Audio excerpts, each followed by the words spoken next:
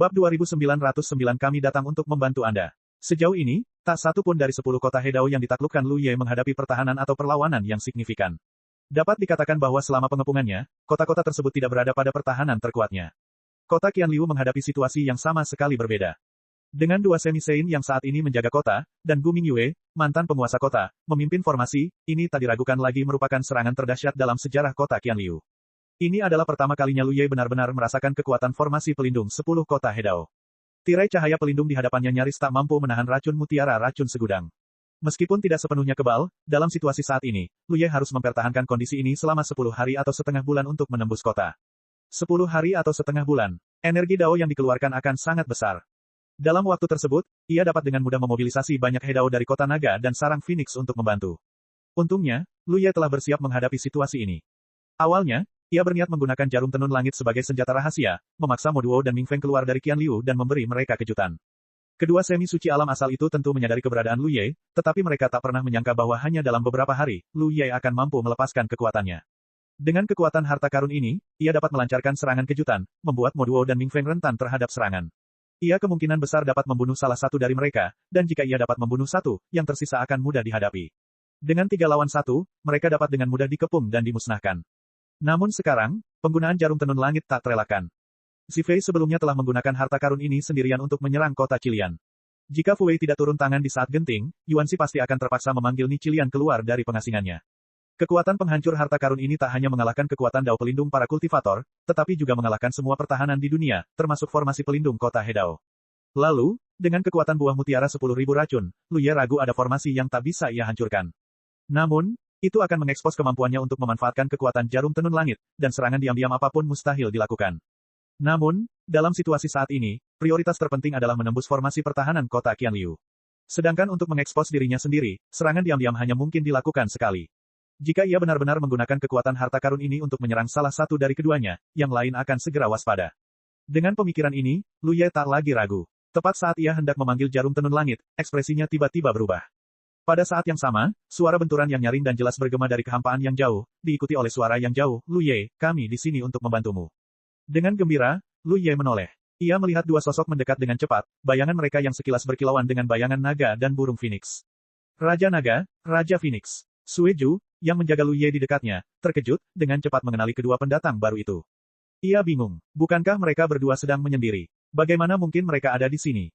Namun setelah merasakan aura Raja Naga dan Raja Phoenix, ia tiba-tiba mengerti. Keduanya, telah mencapai status semi-suci. Tepat waktu, seru si Sheng Sheng. Sungguh kebetulan, mereka sudah menyerang Qianliu, dan Raja Naga serta Raja Phoenix keduanya telah muncul dari penyendirian. Kedatangan dua semi-suci yang baru terbentuk, keduanya termasuk di antara 10 Raja Kota, niscaya akan menjadi dorongan signifikan bagi situasi saat ini. Lu Ye telah menyarungkan pedangnya dan berbalik untuk menatap kedua sosok yang mendekat dengan cepat. Ia bertanya-tanya kapan Raja Naga dan Raja Phoenix akan muncul dari persembunyian panjang mereka. Logikanya, mengingat lanskap kosmik yang terus berubah, keduanya, dengan pengalaman mereka yang terakumulasi, niscaya akan mencapai status semi-suci. Pertanyaan sebenarnya adalah berapa lama proses ini akan berlangsung.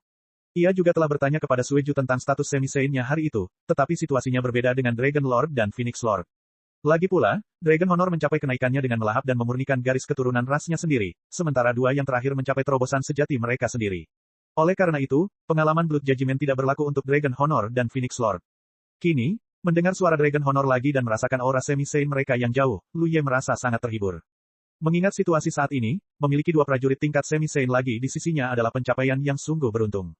Adapun bagaimana keduanya bisa sampai di sini, jawabannya sederhana. Taichu Wutong sangat menyadari pergerakan Lu Ye. Setelah keluar dari persembunyian, Dragon Honor dan Phoenix Lord pasti telah mencari Taichu Wutong, mengandalkan kekuatannya untuk mencapai tempat ini begitu cepat. Dragon Honor bahkan tidak membutuhkan buku naga untuk menanyai Lu Ye. Dalam sekejap, keduanya mendekat. Lu Ye mengamati mereka dengan saksama. Dragon Honor dan Phoenix Lord tampak hampir sama seperti sebelumnya, tetapi aura mereka tak diragukan lagi lebih dalam, benar-benar memiliki kualitas seorang semi-sein. Aku tak pernah membayangkan begitu banyak hal akan terjadi di Xingyuan selama retretku, Long Zun mendesah. Saat ia retret, tak ada seorang semi-sein di Xingyuan. Setelah muncul dan menemukan Taichu Wutong, ia mengetahui bahwa Xingyuan baru-baru ini dilanda kekacauan. Tak hanya para semi-sein yang muncul, bahkan 10 kota Hedao besar pun kini hanya setengah penuh. Seandainya Long Zun tidak yakin ia hanya retret selama beberapa bulan, ia mungkin akan salah mengiranya sebagai 1000 tahun. Situasinya telah berubah drastis. Xiao Ye, kau telah bekerja keras. Feng Zhu menatap Lu Ye dengan lembut, sedikit rasa malu di hatinya. Ia dan Long Zun melambaikan tangan dan kembali retret, meninggalkan begitu banyak kesulitan kepada seorang junior seperti Lu Ye. Sungguh tidak baik, tetapi untungnya, ia telah menanganinya dengan baik. Feng Zhu, serius, kuharap semuanya berjalan baik untuk kalian berdua, Lu Ye mengangguk pelan. Raja Naga menggaruk wajahnya. Jika kita tahu akan ada begitu banyak kekacauan akhir-akhir ini, kita pasti sudah keluar dari pengasingan lebih cepat. Ini terutama karena alam kita tidak stabil setelah kemajuan kita, dan kita butuh waktu untuk mengkonsolidasikan diri. Ini adalah kejadian yang biasa. Terobosan ke alam baru adalah wilayah yang sama sekali asing, dan bahkan Raja Naga dan Raja Phoenix pun butuh waktu untuk beradaptasi.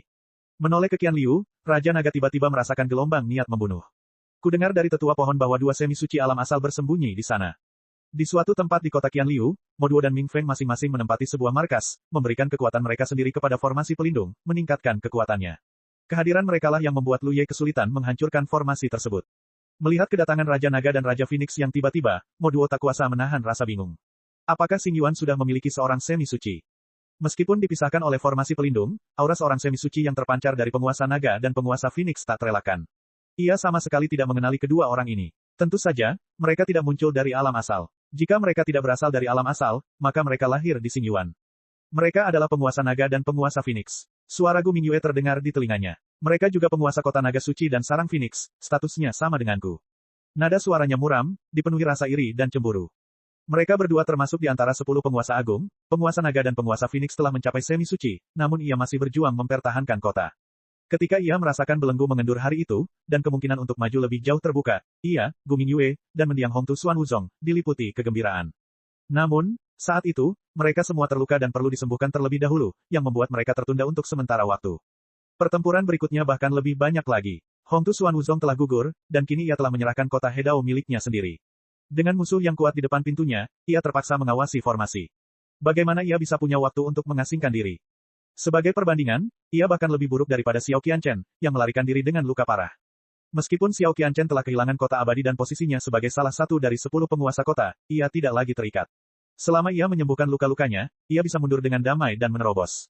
Namun ia terjebak dalam kekacauan perang, dan jalannya menuju kemajuan masih sulit dipahami. Tuan Naga dan Phoenix. Apakah ini tuan dari suku Naga dan Phoenix? Mo Duo menatap, matanya terbelalak. Ketika mereka meninggalkan alam asal, kelima semi santo itu telah menerima bimbingan dari Yuan, untuk memusnahkan umat manusia, untuk memusnahkan naga dan Phoenix. Alam asal tidak memiliki suku naga dan Phoenix, jadi Mo Duo belum pernah melihatnya. Suara Ming Feng bergema dari samping, kelihatannya seperti. Sebelum ia sempat menyelesaikan kalimatnya, raungan naga melengking tiba-tiba meletus, menggema di seluruh alam semesta. Seketika, cahaya terang bersinar, dan seekor naga raksasa, sepanjang 10.000 kaki, tiba-tiba muncul. Tubuhnya berputar-putar, kepalanya yang besar perlahan-lahan mencapai kota Qian Liu. Masa makhluk yang sangat besar itu membawa rasa penindasan yang tak terlukiskan, hampir menutupi separuh kota. Kata-kata Ming Feng tiba-tiba terhenti, dan ia menatap kepala naga raksasa itu dengan linglung. Seolah merasakan sesuatu, mata naga itu sedikit bergeser ke bawah, dan tatapan mereka bertemu. Ekspresi Ming Feng sedikit serius. Ia pernah melihat makhluk sebesar ini sebelumnya, tetapi yang sebesar ini langka, terutama karena ini adalah makhluk setengah suci. Sebelum ia sempat tersadar, teriakan Phoenix lain yang jelas dan bergema-bergema, dan di samping naga setinggi 10.000 kaki itu, seekor burung yang megah tiba-tiba muncul. Meskipun tidak sebesar naga, ia tetaplah sangat besar. Mata Ming Feng dan Mo Duo berkedut bersamaan, merasakan kesulitan dunia. Mempertahankan kota hari ini kemungkinan besar akan menjadi tantangan. Mereka mungkin tidak terlalu khawatir hanya dengan dua semi santo yang baru tiba, tetapi ukuran tubuh mereka yang besar setelah mereka menunjukkan wujud asli mereka akan menjadi keuntungan yang signifikan selama pengepungan. Para penguasa naga dan Phoenix jarang mengaktifkan wujud asli mereka. Meskipun wujud asli mereka mengintimidasi, ukuran tubuh mereka yang besar menghadirkan banyak kerugian, terutama selama pertempuran. Oleh karena itu, mereka biasanya mempertahankan wujud manusia mereka. Nenek moyang mereka adalah manusia, dan garis keturunan mereka memudahkan mereka mempertahankan wujud manusia. Namun karena mereka menyerang kota hari ini, menunjukkan wujud asli mereka adalah suatu keharusan, hanya dengan begitu mereka dapat sepenuhnya memanfaatkan kekuatan mereka. Lu Ye sebelumnya telah mengatasi banyak kesulitan untuk mencapai situasi ini, sehingga para penguasa naga dan Phoenix tentu saja tidak akan menyia-nyiakan kekuatan mereka sendiri. Sue Ju, yang menonton dari samping, terkagum-kagum, sungguh usaha yang sia-sia.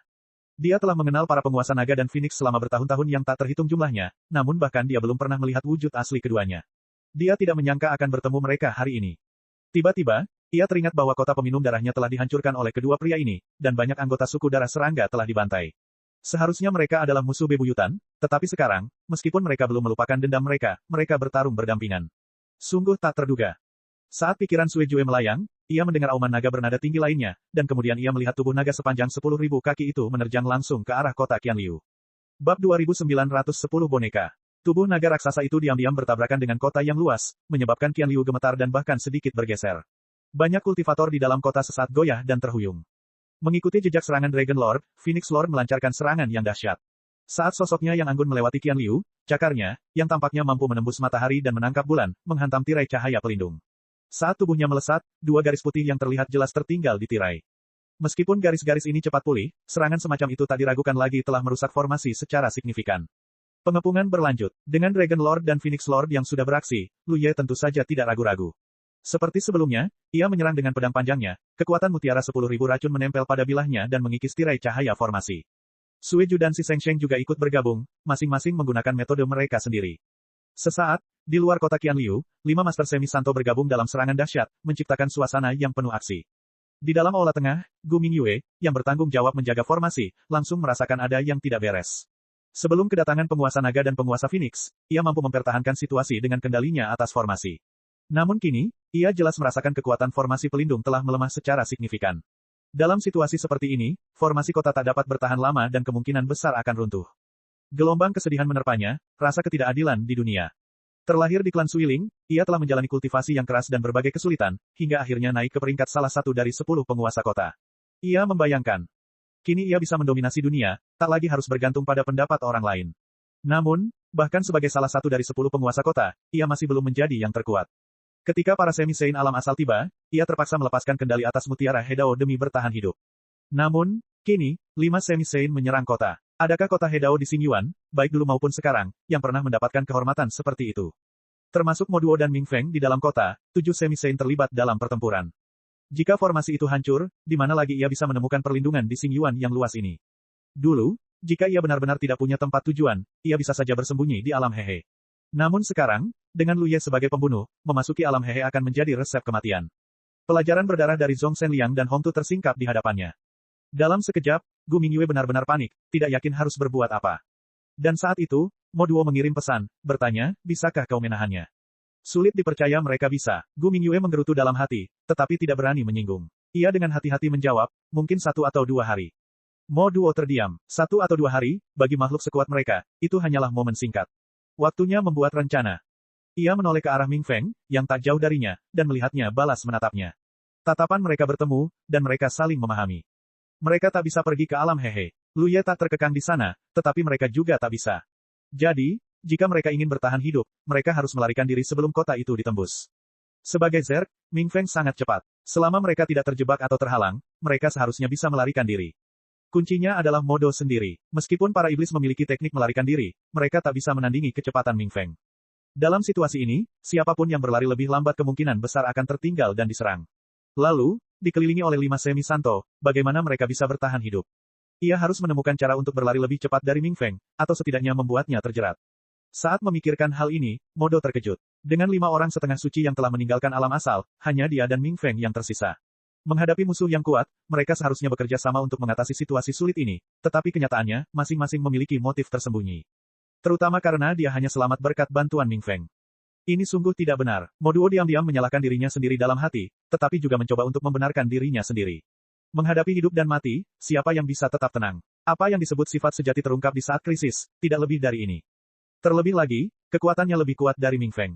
Jika dia bisa bertahan, itu akan lebih bermanfaat bagi situasi di masa depan. Kali ini, dia harus tetap berguna agar dia bisa membuat perbedaan di masa depan. Lu Ye mungkin tidak menyangka bahwa dengan kedatangan Raja Naga dan Raja Phoenix, yang bergabung dalam pengepungan, 2 orang setengah suci dari dunia sumber di kota itu menjadi terasing. Rencana awal untuk menggunakan jarum langit untuk sementara dibatalkan. Dengan adanya Raja Naga dan Raja Phoenix, jarum langit tidak diperlukan lagi. Ketika Mo Duo dan Ming Feng melarikan diri, siapapun yang berlari lebih cepat akan terkena. Tergantung apakah ia hidup atau mati. Waktu berlalu begitu cepat. Seluruh sungai Qian Liu, yang dihantam oleh hantaman bertubi-tubi dari penguasa naga, telah lama meninggalkan posisi semula dan kini hanyut di kehampaan dengan kecepatan sedang. Meski begitu, sungai itu terus menghadapi hantaman bertubi-tubi dari penguasa naga. Setiap hantaman mengguncang kota, dan banyak bangunan runtuh. Tirai cahaya formasi pelindung meredup, tanda yang jelas bahwa kekuatannya sedang berjuang untuk pulih. Dengan kecepatan seperti ini, formasi itu akan hancur dalam waktu kurang dari setengah hari. Gu Mingyue, yang berada di dalam kota, hampir putus asa. Mo Duo dan Ming Feng juga mulai mengurangi kekuatan mereka, jelas bersiap untuk melarikan diri kapan saja. Dalam situasi tegang ini, tak seorang pun menyadari bahwa, puluhan ribu mil jauhnya dari Qian Liu, sesosok bayangan mendekat dengan kecepatan yang sangat tinggi. Baru ketika ribuan mil jauhnya, para penyerang tiba-tiba menyadarinya. Lu Ye tiba-tiba berbalik, jantungnya berdebar kencang. Ia telah mengalami perasaan ini beberapa kali sebelumnya, dan setiap kali muncul, ia selalu berakhir dengan keadaan yang buruk. Setengah suci, Sue Jiu, yang berdiri di dekatnya, bahkan lebih tercengang, merasakan aura seorang setengah suci. Namun di saat kritis ini, setiap setengah suci di seluruh Xingyuan seharusnya hadir. Bagaimana mungkin seorang setengah suci baru tiba-tiba muncul? Terlebih lagi, aura setengah suci baru ini terasa asing baginya, ia sama sekali tidak mengenali mereka. Dari alam asal, ia tak bisa menahan rasa bingung. Meskipun ia telah berada di alam asal selama beberapa waktu, ada banyak setengah suci di sana, ia tidak mungkin bertemu mereka semua.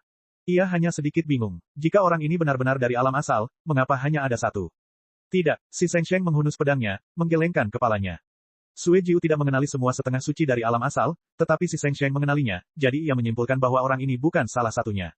Sue Jiu bingung. Jika bukan seorang setengah suci dari alam asal, lalu dari mana orang ini berasal? Saat mereka berbicara, setengah suci itu telah melintasi ribuan mil dan semakin mendekati mereka. Semua orang mendongak dan melihat seorang pria parubaya berusia 40-an. Wajahnya tampak asing, dan pakaiannya biasa saja. Ia memegang tombak perak, yang memancarkan aura harta karun tertinggi. Meskipun pria itu memancarkan aura seorang setengah suci, wajahnya tanpa ekspresi, matanya kosong, dan bahkan pupil matanya hitam pekat, memberi orang-orang firasat buruk. Lu Ye ketakutan. Itu boneka, hati-hati, boneka. Boneka apa? Sue Jiu, yang berdiri di sampingnya, bahkan belum sempat memproses pikirannya ketika matanya melebar. Tiba-tiba, riak-riak terbentuk di sekitar pria itu, dan sesosok muncul. Kehadiran sosok itu begitu samar sehingga tak seorang pun menyadarinya sebelum ia muncul, seolah-olah muncul dari bawah air. Saat sosok itu muncul, semua orang yang hadir, baik itu penguasa naga, penguasa Phoenix, maupun Sue Jiu dan si Seng Sheng, merasakan hati mereka bergetar ketakutan. Hal ini semata-mata karena orang ini, yang mengenakan jas hujan jerami dan topi bambu, dengan keranjang ikan di pinggang dan pancing di tangannya, tampak seperti orang tua yang hendak pergi memancing di perahu sendirian. Namun, ia mengenakan topeng bergambar karakter merah dengan latar belakang putih. Di topeng itu, kata Lu, yang berlumuran darah menghantam hati semua orang seperti palu. Seorang suci sejati, Sue Jiu dan si Seng Sheng, belum lagi mereka berdua, telah menyaksikan kejayaan para suci sejati di alam asal dan langsung mengenali mereka. Meskipun penguasa naga dan penguasa Phoenix belum pernah melihatnya, mereka pernah mendengar Lu Ye membicarakannya.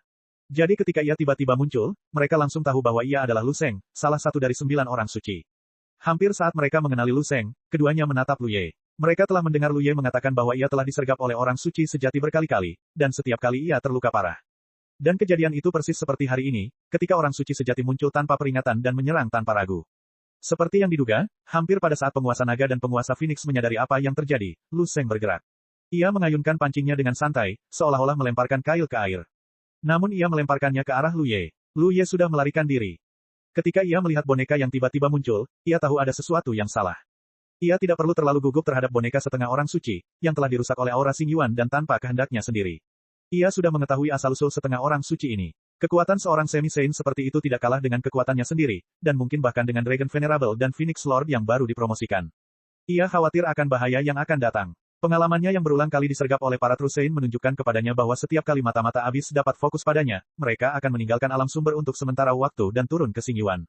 Boneka itu adalah mata-mata abis. Pandangan boneka itu terhadapnya setara dengan pandangan abis terhadapnya. Inilah alasan kecemasannya. Kecurigaannya sebelumnya terbukti benar. Seorang True Saint memang telah turun, dan itu adalah Lu Sheng. Saat ini, bagaimana mungkin ia peduli dengan kota Qianliu? Melarikan diri adalah yang terpenting. Namun, gerakan cepatnya sia-sia. Saat Lu Sheng mengayunkan pancingnya, Lu Ye tersambar petir, membeku di tempat. Pada saat yang sama, seutas benang emas muncul entah dari mana di Laut Jiwa, dengan kail lurus di ujungnya. Kail itu langsung masuk ke Lautan Jiwa, dan ketika diangkat, jiwa Lu Ye juga terseret keluar, seperti ikan yang tertangkap. Jiwa itu dipenuhi rasa sakit, dan meskipun berjuang keras, itu sia-sia. Lu Ye dapat dengan jelas merasakan tarikan yang tak tertahankan dari kail, mencoba menarik jiwanya keluar. Sialan, jika ia ditarik keluar, tidak akan ada akhir yang baik, dan menghadapi kekuatan Saint sejati, ia tak mampu melawan. Jin Yao, Lu Ye meraung. Detik berikutnya, diiringi suara ding-dong, Jin Yao muncul di Lautan Jiwa, memegang lonceng penenang jiwa. Bab 2911 Lu Sheng. Saat melihat pemandangan itu, ekspresi Jin Yao berubah drastis. Sebelum Lu Ye dipanggil, ia sedang merenungkan pohon bakat, tanpa menyadari situasi saat ini. Tanpa diduga, saat muncul, ia menyaksikan nasib Lu Ye. Meskipun ia tidak tahu identitas kail itu, aura kaya harta karun tertinggi yang terpancar darinya tak terbantahkan. Ia segera menyadari bahwa itu adalah harta karun yang dirancang untuk mengincar jiwa.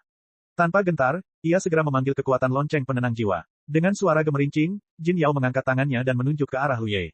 Seketika, jiwa Lu Ye diselimuti cahaya misterius, seolah-olah terbalut pakaian gelap. Kekuatan tarikan tiba-tiba melambat, dan tali pancing emasnya tiba-tiba mengencang. Wajah Lu Ye dipenuhi rasa sakit yang luar biasa, dan ia hampir meraung. Kekuatan dua harta karun tertinggi bergulat dengan jiwanya, yang satu mencoba menariknya keluar, yang lain mencoba menahannya. Seolah-olah dua kekuatan terpisah sedang mencabik-cabik jiwanya. Rasa sakitnya tak terbayangkan. Jika jiwanya tidak sekuat itu, serangan biasa dari seorang Master Tao pasti sudah menghancurkannya. Meski begitu, Lu Ye bisa merasakan kerusakan pada jiwanya sendiri. Untungnya, situasinya membaik. Sebelum kemunculan Jin Yao, ia sama sekali tak berdaya melawan kekuatan Lu Sheng, tetapi kini ia mampu melawan. Ia menahan rasa sakit yang menyayat jiwa dan mengerahkan seluruh kekuatan spiritualnya, tetapi meski begitu, ia tak bisa sepenuhnya melawan taktik Lu Sheng. Wujud paling jelas adalah jiwanya masih perlahan meninggalkan lautan jiwanya. Ekspresi Jin Yao tampak serius. Lu Ye telah menghadapi banyak krisis spiritual sebelumnya, dan ia dengan mudah mengatasinya. Pertama, ia adalah roh dari lonceng penenang jiwa, dan dengan kekuatan yang cukup untuk mendukungnya, ia dapat melepaskan kekuatan penuh dari harta karun ini.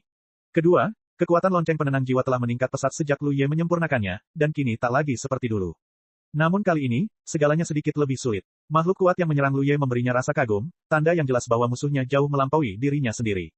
Mungkinkah itu yang disebut orang suci sejati? Meskipun Jin Yao belum pernah melihat orang suci sejati, setelah mengikuti Lu Ye begitu lama, ia tentu saja tidak sepenuhnya tidak tahu tentang alam asal. Pikiran ini membuat Jin Yao serius. Ia berputar dan terjun ke dalam lonceng penenang jiwa. Menyatu dengan rohnya dan lonceng itu, ia berubah menjadi aliran cahaya dan melesat menuju Lu Ye. Saat berikutnya, sebuah lonceng muncul di leher Lu Ye, lonceng penenang jiwa. Saat dentingan terus berlanjut, lingkaran cahaya yang terlihat bergelombang, menahan tarikan dari atas. Mata Lu Ye bergetar karena marah, dan ia dengan marah memanggil kekuatan lautan jiwanya. Dalam sekejap, gelombang melonjak di dalam lautan jiwanya, bergelora dengan dahsyat. Rasanya hanya sesaat, namun terasa beberapa kali, sebelum Lu Ye tiba-tiba merasakan kail yang menusuk tubuh jiwanya mulai terlepas. Saat pikiran itu muncul, tali pancing emas dan kail lurus itu tiba-tiba lenyap. Bersamaan dengan itu, teriakan panik terdengar di telinganya, "Lu Ye, hati-hati." Pertempuran di dalam laut jiwa tak terlihat, singkat namun sangat berbahaya. Pertempuran di luar laut jiwa sama sengitnya. Saat Lu Sheng muncul, melemparkan pancingnya ke arah Lu Ye, para Venerable Naga dan Phoenix Lord merasakan ada yang tidak beres. Setelah mendengar Lu Ye menggambarkan situasi serupa sebelumnya, mereka langsung mengerti bahwa Lu Ye telah diincar oleh seorang Sein sejati lagi. Dan apa gunanya seorang Sein sejati baginya? Tanpa ragu sedikit pun, kedua pria itu berputar dan menyerang Lu Sheng. Meskipun wujud asli naga dan Phoenix efektif dalam menyerang benteng, mereka tidak memadai untuk melawan lawan yang kuat. Saat mereka berbalik, mereka menarik kembali wujud asli mereka dan berubah menjadi wujud humanoid. Meskipun mereka cepat, yang lain bahkan lebih cepat. Si Sheng muncul di samping Lu Sheng dalam sekejap, pedang pemecah langitnya berputar-putar dalam kobaran api saat menebas lurus ke arahnya. Lu Sheng tampak tidak responsif terhadap serangan itu. Pedang itu menembus Lu Sheng tanpa hambatan. Bagai seorang nelayan, tubuh Lu Sheng sedikit gemetar. Tapi hanya itu saja, mata si Sheng menyipit. Ia belum pernah benar-benar berhadapan dengan seorang Sein sejati. Bahkan setelah bertahun-tahun di alam asal, ia belum pernah bertemu seorang Sein sejati. Ia tahu kekuatan para Sein sejati tak terkira, tapi itu sudah cukup. Baru hari ini ia benar-benar merasakan kehebatan mereka. Di antara semua semi-Sein di alam asal, jika belut abis yang telah tiada berada di peringkat 5 besar, maka ia setidaknya berada di 3 besar. Bahkan di level semi-Sein, ia adalah kekuatan yang tangguh. Namun, Lu Sheng berhasil menahan pukulannya tanpa goresan. Ini tak diragukan lagi membuktikan bahwa kekuatan Dao pelindung Lu Sheng bukanlah sesuatu yang bisa ia tantang dengan mudah. Tak terbayangkan. Ini hanyalah Lu Sheng. Jika, seperti yang ia duga, semakin tinggi pangkatnya, semakin kuat kekuatannya, seberapa kuat Sein 1 hingga 5 nantinya. Meskipun beberapa pikiran yang mengganggu terlintas di benak si Sheng, gerakannya tetap tak tergoyahkan, serangannya menjadi semakin ganas. Lu Sheng, terlepas dari kekuatannya, tampak sepenuhnya terfokus pada Lu Ye, membuatnya tak berdaya. Ia tak kenal ampun. Jika satu serangan tak mampu mematahkan Dao pelindung Lu Sheng, maka 2, 3. Pasti ada saatnya ia bisa mematahkannya. Tepat saat si Sheng hendak menyerang lagi, boneka setengah suci itu tiba-tiba menghunus tombaknya, dan rentetan bayangan tombak menghujaninya bagai air terjun. Si Sheng mengerutkan kening, tetapi mengabaikannya. Sesosok tiba-tiba muncul di sampingnya, menangkis seluruh serangan boneka setengah suci itu. Sosok itu adalah Dewa Phoenix, yang telah bergegas mendekat. Dewa Phoenix, seorang ahli manipulasi spasial, secara alami lebih cepat daripada Dewa Naga, berkat kemampuannya berteleportasi menembus kehampaan. Rentetan tombak menyambar, mengguncang tubuh Dewa Phoenix dengan hebat, namun ia tetap tak terluka. Ini karena Dewa Phoenix memiliki harta pelindung tertinggi, jubah berbulu 7 warna, yang diwariskan turun-temurun dari klan Phoenix. Jubah itu sangat tahan lama dan ia selalu memakainya, memastikan perlindungannya. Raja Naga datang selangkah lebih lambat, dan dengan satu serangan dahsyat, boneka setengah suci itu terlempar. Saling serang singkat ini membuat Sui Jiu tercengang, dalam hati mengagumi keberanian si Sheng Sheng dan Raja Naga Feng yang tak terbatas. Ingat, lawannya adalah seorang suci sejati. Ketiganya menyerang tanpa berkedip. Betapa gegabahnya mereka. Ia tak mungkin melawan seorang suci sejati. Pertama, ia tak punya keberanian, dan kedua, persahabatan mereka tak sedalam itu. Namun, dalam adegan ini, ketika semua orang terlibat dalam keributan, ia berdiri sendirian, seolah tak pada tempatnya. Berbalik, ia melihat Lu Ye, membeku di tempat. Matanya berkilat, dan ia berteriak, "Jangan takut, Lu Ye. Aku di sini untuk membantumu." Ia berubah menjadi seberkas cahaya berdarah dan menyerbu Lu Ye. Namun, ia baru saja mendekati Lu Ye ketika Lu Ye tiba-tiba mengerang, matanya yang sayu tampak jernih dengan rasa takut yang masih tersisa. Pada saat yang sama, aura Sein sejati yang luar biasa kuat terpancar dari Lu Sheng. Si Sheng, yang sedang menyerang Lu Sheng dengan ganas, segera memperingatkan, "Lu Ye, hati-hati." Sueju mencuri waktu sejenak untuk menoleh ke belakang, semangatnya bergetar. Lu Sheng tiba-tiba mengayunkan pancingnya seperti sebelumnya, tetapi kali ini, alih-alih melempar tali, bayangan tongkat melesat keluar dari pancing. Serangan itu tampak sepele, tetapi para semi-Sein yang hadir merasakan kekuatannya yang mengerikan. Si Sheng, yang paling dekat dengan Lu Sheng, menanggung beban serangan itu, tersapu. Kemudian datanglah Feng Zhu, yang saat itu sedang bertarung melawan boneka semi-Sein. Kemudian datanglah Long Zun, yang baru saja mencapai Lu Sheng, tetapi sebelum ia sempat berbuat apa-apa. Bahkan boneka semi-Sein pun tersapu. Lingkungan sekitar Lu Sheng tiba-tiba kosong. 4 semi-Sein tersapu, tetapi mereka bukan target, melainkan hanya dampaknya. Serangan Lu Sheng ditujukan pada Lu Ye, yang baru saja terbangun. Blood Ju berada dalam kesulitan besar. Ia bergegas ke sisi Lu Ye, berpura-pura untuk menutupi ketidakaktifannya, hanya untuk merasakan krisis hidup atau mati sesaat kemudian. Ia berdiri di depan Lu Ye. Tanpa ragu, dengan raungan dahsyat, Blood Ju meledak, hancur menjadi awan darah. Bayangan tongkat itu menembus kabut darah dan langsung mengenai Lu Ye. Meskipun Lu Ye mengerahkan seluruh energi dao pelindungnya, pukulan itu masih membekukannya. Ia merasakan tulang-tulang daunnya bergeser, organ-organ dalamnya bergejolak. Ia terbang seperti layang-layang, menyemburkan darah. Pikiran pertamanya adalah bahwa Sein sejati telah menjadi semakin kuat. Setelah jeda singkat, Lu Ye buru-buru menenangkan diri ribuan mil jauhnya. Ia mendongak, tetapi Lu Sheng telah menghilang, tampaknya terseret kembali oleh batasan alam sumber. Situasi ini serupa dengan yang pernah ia temui sebelumnya. Hingga alam sumber sepenuhnya menyatu dengan jurang bintang, batasan tersebut tak tertembus, dan para Sein sejati tak dapat bertahan lama di jurang bintang. Oleh karena itu, setiap kemunculan Sein sejati hanya sekejap, datang dan pergi. Namun, kali ini, masa tinggal Lu Sheng di alam sumber jauh lebih lama, dan durasinya terasa, tak diragukan lagi karena proses fusi alam sumber yang sedang berlangsung. Dilihat dari skenario ini, seiring berjalannya waktu, kemampuan para Sein sejati untuk tetap berada di Xingyuan akan meningkat, hingga alam sumber sepenuhnya terintegrasi. Mereka kemudian akan dapat menjelajahi Xingyuan tanpa hukuman. Lebih lanjut, mundurnya Lu Ye sebelumnya di Menara Waktu telah membuat kekuatannya sendiri meningkat secara signifikan, bahkan mungkin drastis. Namun, bahkan setelah menerima pukulan Lu Sheng, ia masih terluka parah. Pertemuan ini tidak berbeda dari sebelumnya. Inilah mengapa Lu Ye merasa kekuatan para Sein sejati semakin kuat. Jika sama seperti pertemuan sebelumnya, ia pasti yakin bisa melawan mereka, atau setidaknya membayar harga yang minimal. Hal ini tak diragukan lagi berkaitan dengan integrasi alam sumber. Bukan berarti kekuatan para Sein sejati meningkat, kekuatan mereka selalu sama. Melainkan, seiring waktu, seiring menyatunya alam sumber, kekuatan para Sein sejati di Xingyuan akan meningkat. Banyak pikiran berkecamuk di benaknya. Di luar kota Qianliu, Sueju juga muntah darah, tampak merana. Bab 2912 banyak semi-Sein. Meskipun Sueju telah lolos dari serangan dahsyat Lu Sheng dengan teknik rahasianya, ia tetap tidak bisa menghindarinya sepenuhnya. Kali ini, ia terjebak dalam baku tembak, situasi yang sungguh sial. Ia merasakan gelombang penyesalan. Mengapa ia berpikir untuk lari ke Lu Ye? Ia bisa saja lolos dengan selamat. Dan sekarang, ia telah terluka parah. Sebelum ia sempat menyelesaikan pikirannya, Lu Ye tiba-tiba menghilang dari tempatnya, dan riak-riak menyebar di kehampaan. Detik berikutnya, Lu Ye muncul di belakang boneka setengah suci itu. Boneka itu telah tersapu oleh sisa-sisa serangan Lu Sheng. Meskipun tidak terluka parah, ia masih linglung dan baru saja mendapatkan kembali keseimbangannya. Sebelum ia sempat bereaksi, Lu Ye menyerangnya dengan pedangnya. Meskipun boneka setengah suci itu kurang cerdas, ia masih memiliki insting. Ia dengan cepat menangkis serangan itu dengan tombaknya, lalu menebas tombak perak itu dengan pedang pansyannya, melemparkannya dengan kekuatan yang luar biasa. Si Sheng Sheng menyerang dari samping, memanfaatkan wujudnya yang tidak stabil untuk menjatuhkannya dengan satu serangan. Boneka setengah suci itu tak berdaya menghindar atau melawan, dan hanya bisa mengerahkan energi dao pelindungnya untuk menahan hantaman tersebut. Darah langsung mengalir dari mulut dan hidungnya. Boneka ini tak diragukan lagi adalah setengah suci yang baru muncul, auranya masih belum stabil. Bagaimana mungkin kekuatan bawaannya bisa dibandingkan dengan setengah suci veteran seperti si Sheng Sheng? Sejak pertarungan pertama, ia sudah berada dalam posisi yang kurang menguntungkan. Kilatan pedang tajam menyambar, dan Lu Ye muncul di sisinya tanpa disadari. Energi dao pelindung boneka setengah suci itu baru saja terguncang, dan kini ia tak mampu melawan. Darah berceceran di udara saat terbelah menjadi dua. Lu Ye mengulurkan tangan dan mengambil kedua belahan boneka itu, beserta tombak putih keperakan, ke dalam dunianya yang kecil. Menyeka darah dari mulutnya, ia berbalik ke arah Qianliu dan berkata, "Serang kota." Lu Sheng telah mundur, dan tak ada seorang suci sejati pun yang akan turun untuk sementara waktu. Boneka setengah suci yang tiba-tiba muncul itu juga telah tumbang karena kekuatan gabungan dirinya dan si Seng Sheng. Kini, tak ada perlawanan.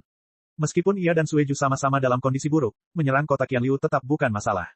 Jika Mo Duo dan Ming Feng berani menyerang, si Seng pasti akan menghadapi mereka. Di dalam kota Qianliu, ekspresi Mo Duo dan Ming Feng berubah-ubah tanpa bisa dijelaskan. Dari kemunculan tiba-tiba boneka setengah suci, kedatangan Lu Seng yang tiba-tiba, luka Lu Ye dan Sueju, hingga kematian boneka setengah suci, semuanya terjadi hanya dalam 10 tarikan napas. Semua ini terjadi begitu cepat sehingga mereka hampir tidak punya waktu untuk bereaksi. Baru ketika suara Lu Ye sampai ke telinga mereka menyesalinya. Jika mereka tahu ini akan terjadi, mereka seharusnya langsung menyerbu keluar kota saat Lu Seng muncul. Dengan sedikit bantuan, mungkin Lu Seng bisa membunuh Lu Ye hari ini. Setidaknya, mereka bisa menyelamatkan boneka setengah suci misterius itu. Namun, sekarang setelah Lu Seng menghilang dan boneka setengah suci itu mati, situasinya kembali seperti semula. Lu Ye dan Sueju tampak kebingungan, tetapi mereka tak berani memikirkan apapun lagi. Tepat ketika keduanya diliputi kesedihan, merasa mungkin tak akan mampu mempertahankan kota Qianliu hari ini, peristiwa aneh lainnya terjadi. Tiba-tiba, aura-aura kuat dengan cepat mendekat dari segala arah, kecemerlangannya tak tersamarkan. Wajah Lu Ye menggelap, Sueju berseru kaget, kenapa, begitu banyak semi-sein? 4 atau 5 aura yang tiba-tiba muncul jelas semuanya berada di level semi-sein. Namun, kapankah semi-sein menjadi begitu umum di Xingyuan akhir-akhir ini? Beberapa semi-sein yang tersisa seharusnya berkumpul di sini. Terlebih lagi, meskipun hanya 4 atau 5 aura semi-sein yang dapat dirasakan, semakin banyak sinar cahaya mendekat dari berbagai arah. Dilihat dari kecepatan sinar-sinar itu, jelas mereka semua adalah kultivator semi-sein. Ini, mata Long Zun berkedip, secercah pencerahan muncul. Lu Ye tak kuasa menahan diri untuk mendesah, ayo pergi. Rencana untuk menyerang Qianliu hari ini telah dibatalkan. Dengan begitu banyaknya semi-sein yang tiba-tiba muncul, formasi mereka saat ini membuat serangan mustahil untuk dilanjutkan. Ia bahkan mengatakan bahwa penundaan lebih lanjut akan sangat berbahaya. Sueju telah menunggu kata-kata ini. Setelah mendengarnya, ia segera menggunakan teknik melarikan diri dari darah dan melarikan diri ke kejauhan. Lu Ye dan yang lainnya mengikuti. Bagaimana mungkin ada begitu banyak semi-sein? Si Seng Sheng mengerutkan kening, bingung. Dan tak satu pun dari mereka berasal dari alam asal. Karena tak satu pun dari semi-sein yang ia rasakan memiliki aura yang familiar. Tentu saja mereka bukan dari alam asal. Lu Ye memegangi dadanya, ekspresinya sedikit tertekan. Long Zun melanjutkan, mereka pasti dari alam Hehe. Banyak makhluk kuat di alam Hehe bersembunyi, bagaimana mungkin Long Zun tidak tahu? Sebelumnya, ketika alam Hehe berubah, dan aura Xingyuan menyerbu, banyak makhluk kuat tidak bisa lagi bersembunyi. Misalnya, Mu Yumui dan Huan Kai, berkat perkenalan Qin Feng, dapat meminta Lu Ye untuk membantu membakar abis kekuatan korosif di dalam tubuh mereka, menjaga kewarasan mereka, lalu meninggalkan alam Hehe untuk mencari lokasi yang cocok untuk terobosan. Namun, lebih banyak lagi yang meninggalkan tanah suci itu begitu tanda-tanda awal perubahan alam Hehe muncul. Begitu makhluk-makhluk kuat seperti itu memasuki Xingyuan, mereka pasti mencapai titik kritis dalam waktu singkat, kecerdasan spiritual mereka terkikis abis, dan mereka menjadi boneka abis. Boneka semi-sein yang dibunuh oleh Lu Ye dan si Seng Sheng sebelumnya pasti datang dengan cara ini, meskipun ia kurang beruntung, ia tiba lebih dulu dan mati paling cepat. Oleh karena itu, semua semi-sein ini adalah boneka. Dari segi waktu, para penguasa naga dan Phoenix mengasingkan diri terlebih dahulu, dan perubahan di alam Hehe pun menyusul. Para penguasa naga dan Phoenix baru saja keluar dari pengasingan, jadi secara logis, makhluk-makhluk kuat di alam Hehe seharusnya tidak punya waktu untuk mencapai semi-sein. Namun, setelah terobosan mereka, para penguasa naga dan Phoenix menghabiskan beberapa waktu untuk menstabilkan diri sebelum muncul. Para semi-sein boneka ini tidak memanfaatkan waktu ini untuk menstabilkan diri, kemungkinan besar mereka bergegas ke sini setelah terobosan mereka, sehingga aura mereka tidak stabil. Alam Hehe, aku mengerti, si Seng Sheng tiba-tiba menyadari. Dia juga telah jatuh dari Xingyuan ke alam sumber, dan pernah menjadi salah satu dari 10 penguasa kota, jadi dia tentu saja mengetahui beberapa rahasia alam Hehe. Sepanjang sejarah, bukan rahasia lagi bahwa banyak makhluk kuat yang hampir mencapai batas mereka telah mencari perlindungan di alam Hehe. Setiap kultivator, bahkan yang memiliki koneksi sekecil apapun, dapat mengetahui hal ini. Tapi jumlah ini terlalu banyak, seru Sueju, yang memimpin serangan. Dengan begitu banyak yang datang sekaligus, siapa yang mungkin bisa mengatasinya? Untungnya, mereka bertindak cepat. Jika para semi-sein ini muncul lebih awal, Bai Zhan tidak akan mampu mengalahkan mereka, dan mereka bahkan mungkin tidak akan mampu menyelamatkan kota Qilian. Bukan itu saja, jawab Lu Ye dengan suara berat. Dalam hal memahami seluk-beluk alam Hehe, tak seorang pun di seluruh alam semesta yang mampu menandingi Qin Feng. Sebagai penguasa medan perang, ia tinggal di alam Hehe sepanjang tahun, dan ia tahu betul makhluk kuat tersembunyi apa saja yang ada di sana. Angka-angka yang dipelajari Lu Ye darinya jauh melampaui apa yang baru saja dilihatnya. Satu-satunya penyesalannya sekarang adalah ketika alam Hehe berubah, makhluk-makhluk kuat itu hampir langsung melarikan diri. Kalau tidak, Qin Feng bisa saja menemukan lebih banyak orang seperti Mu Yumui dan Huan Kai. Dengan begitu, Lu Ye bisa menyelamatkan lebih banyak orang lagi. Ia tak perlu berterima kasih kepada mereka, juga tak perlu menuntut balasan. Semakin banyak orang yang ia selamatkan, semakin sedikit musuh yang akan ia miliki. Menyesalinya sekarang sia-sia, karena ia tidak tahu tentang perubahan alam Hehe. Saat ia masuk, sudah terlambat. Hanya Mu Yumui dan Huan Kai, yang telah mengetahui situasi ini, yang menunggunya. Mereka masih mengejar kita. Sue Jiu menoleh ke belakang, hanya untuk melihat para setengah suci boneka itu menempel padanya seperti lintah, sebuah fakta yang membuatnya sangat marah. Sejak meninggalkan alam sumber dan bekerja sama dengan Lu Ye, ia tak terhentikan dan tak terkalahkan. Ia telah menghabiskan bertahun-tahun di Xingyuan, selalu ditindas. Ia tidak pernah merasa sebangga ini. Kemunduran kecil ini langsung membakar amarahnya, dan ia ingin membalas dan menghadapi boneka-boneka itu sampai mati. Dibandingkan dengan para semi-santo boneka ini, ia hampir tidak bisa dianggap senior. Ia yakin bahwa bahkan sekarang, dalam keadaan terluka, ia tidak kalah kuat dari mereka. Jika diberi kesempatan, ia pasti bisa membunuh salah satu dari mereka. Tentu saja, ia tidak akan pernah mengakui bahwa ia menginginkan harta karun yang dimiliki oleh boneka-boneka itu. Sambil berbicara, ia melirik Lu Ye, yang sudah menyusul, tetapi melihat bahwa ia tidak tertarik untuk bertarung. Ia hanya bisa menekan pikirannya. Situasi saat ini benar-benar tidak cocok untuk konfrontasi. Siapa yang tahu berapa banyak semi-santo boneka yang telah tiba kali ini? Mungkin lebih banyak lagi yang akan datang. Jika mereka terjerat dan tidak dapat memutuskan hasilnya dengan cepat, dan bala bantuan tiba kemudian, itu akan menjadi bencana. Tentu saja, ia juga harus waspada terhadap Mo Duo dan Ming Feng. Mereka mungkin tidak menyangka bahwa kota Qianliu, yang awalnya mereka rencanakan untuk ditinggalkan, pada akhirnya akan diselamatkan dengan cara yang luar biasa. Memang demikian. Di dalam kota Qianliu, saat Lu Ye dan rekan-rekannya mundur, pengejaran tanpa henti para boneka semi-saint membuat kota yang sebelumnya ramai tiba-tiba menjadi sunyi. Mo Duo dan Ming Feng bertukar pandang bingung, masing-masing bingung. Dari mana datangnya para semi-saint itu? Tanya Mo Duo heran. Seperti si Seng, ia tidak melihat wajah-wajah yang familiar di antara mereka. Jika ia tidak tahu, bagaimana mungkin Ming Feng tahu? Untungnya, ada Gu Mingyue. Kalian berdua, para semi-saint itu pasti dari alam Hehe. Alam Hehe. Mo Duo mengerutkan kening. Ia pernah ke alam Hehe sebelumnya, itu adalah alam yang unik, jadi mengapa ada begitu banyak semi-saint? Gu Mingyue, yang tahu ia tidak mengerti situasi Xingyuan, memberikan penjelasan singkat, lalu melanjutkan, sebelumnya, Lu Ye memanggil, boneka, dan aku melihat bahwa semi-saint pertama yang muncul memiliki ekspresi datar dan gerakan kaku, seolah-olah ia telah kehilangan akal sehatnya. Mata Mo Duo dan Ming Feng berbinar. Jadi, para semi-santo ini semua boneka yang dikendalikan oleh Yuan. Dan mereka semua baru saja mencapai terobosan. Pantas saja aura mereka terasa begitu labil. Mereka tidak menunjukkan minat untuk berkomunikasi, dan langsung menyerang Lu Ye dan yang lainnya. Mereka mengira ada kebencian yang mendalam di antara kedua belah pihak, tetapi itulah kenyataannya. Modo, panggil Ming Feng pelan. Cek. Rakan-rakan kultivator sekalian, sebelum retret, sila terus berkultivasi untuk jurus subscribe, like, share dan komentar agar sekte novel Sadim terus berkembang pesat.